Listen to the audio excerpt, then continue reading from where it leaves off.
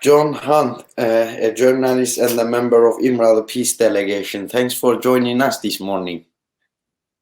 Thank you. It's a pleasure to be here. Thank you. So 2017 and 2018, you have been in Turkey for both trials and election observations. As a result, can you see a democratic future of Turkey?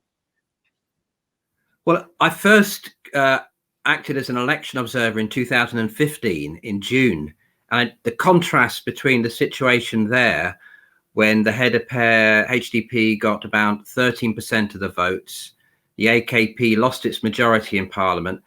And I remember the night of that election in June 2015, there was real joy on the streets amongst Kurdish people and other people. And the HDP got 1 million non-Kurdish votes. So its democratic appeal had a support broadly across society in Turkey. So it was a tremendous achievement. And then the contrast in the election that followed that in November was terrible to see, because in November, the election was held in an atmosphere of fear, intimidation, military presence on the streets outside the polling stations. And of course, as we know, because Erdogan's party didn't do as well as it hoped in June 2015, they then finally abandoned the peace process and generated a civil war climate for the following election in order to get what they wanted. And then since then, really, we've seen a downward slide into increased authoritarianism and trampling over human rights. Also, HDP members are still prisoned or they are being detained. AKP government cannot tolerate to any opposition voices. Turkish aggression is also in Syria and Iraq border as well. So what is your comment about national and international Turkish aggression? Well, I think domestically, as you say, Erdogan's cannot tolerate any effective opposition.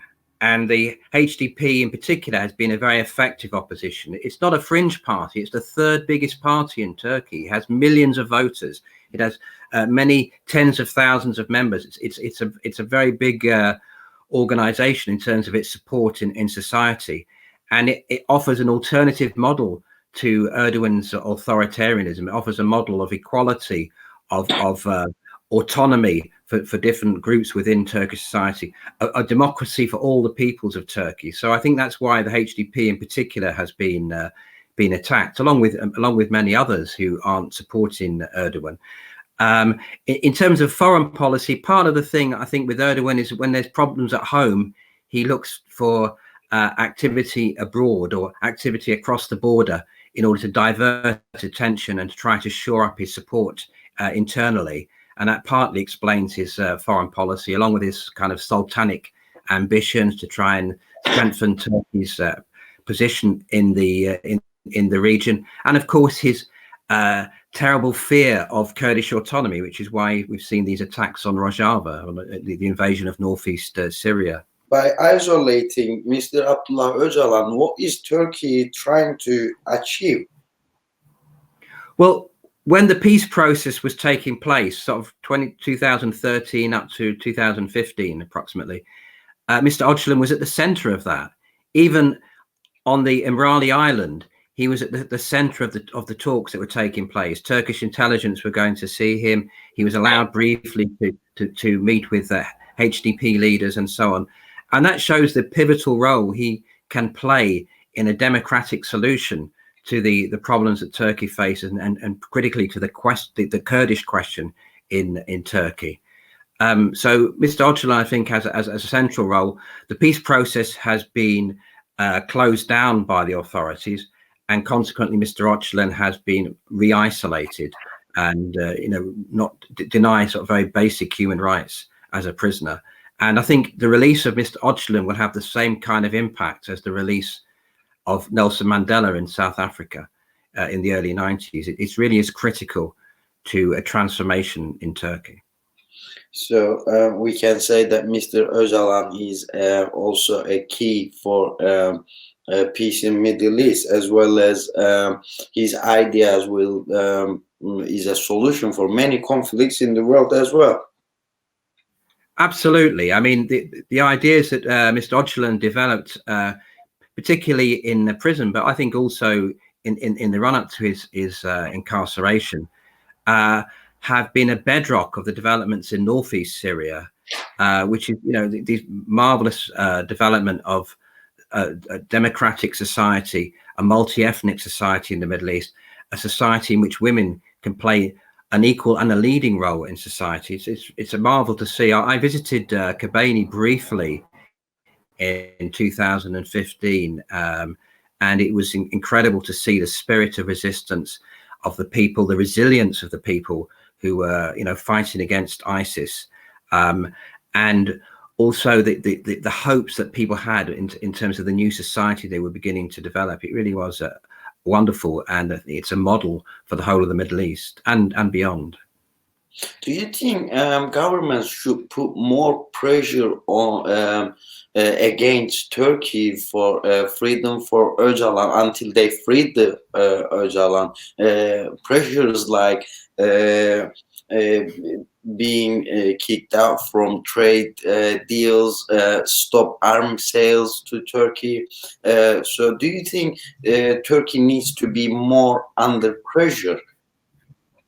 Absolutely, and it's particularly unfortunate that the British government is seeking closer ties with Turkey, and we know that Turkey relies on arms supplies from Britain, for example, in relation to its drone attacks on Kurdish people, and that is shameful.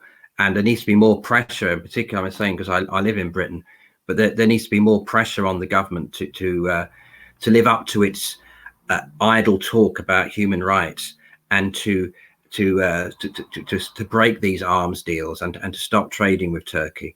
But unfortunately, profit is the overriding motive here. But we need a popular campaign, just like there was in relation to South Africa, the Free Nelson Mandela campaign, which kind of caught the imagination of peoples around the world. We should have a similar campaign for the freedom of political prisoners in Turkey and for the freedom of Mr. Ocalan. I would also like to ask you about political prisoner situation in Turkey. As you know, during the pandemic, AKP government has signed a new law that sets free mostly the dangerous killers, serial killers, and organized criminals. But when we look at the big picture, we can't see any journalists or professors, academics has not been set free. So what is the situation of political prisoners in Turkey? Well, it's outrageous, isn't it, that tens of thousands of people convicted of criminal offences have been released at the same time as political prisoners have been kept in jail despite the threat of the coronavirus. It really is outrageous. And there is no free press in Turkey, unfortunately, at the moment. And I attended one day of the trial of Gülten Kişinek and Sabahat Tunçel in 2017. And what was striking was it was a grotesque farce. I was reading recently that in the end, it took 16 judges to convict these two ladies and sentence them to long terms of imprisonment. The one session I attended, they were present at the trial. I use the word present very cautiously because in reality they were 1,000 kilometers away at Kandera prison while this particular session of the trial was held at Malatya. So they were just appearing via a video link. And the judge who was in charge of that session at one point even asked the defense team to put pressure on the prosecution authorities in Amed to get some evidence in, because there was some evidence that they, alleged evidence that wasn't appearing. And the kind of things that, for example, Gülten Kişinek was accused of was going to the offices of the Democratic Society Congress, the DTK, in Amed.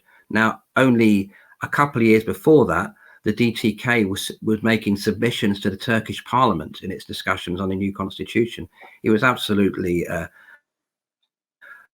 farcical. But what was really striking was that the spirit of the optimism and resistance of the two defendants, which I think is, a sign of that resilience that has really struck me every time I've been to Turkey in recent years and to the Kurdish region, is there is that spirit of resilience and defiance and that sense that eventually a change is going to come. And we have a real responsibility here in Britain and in other countries to do whatever we can to show our solidarity and support with the political prisoners in Turkey. Dear John Hunt, a journalist and a member of Imrali Peace Delegation, thank you very much for joining us today, and thanks for your comments. Thank you very much. Thank you. Thank you. Bye-bye.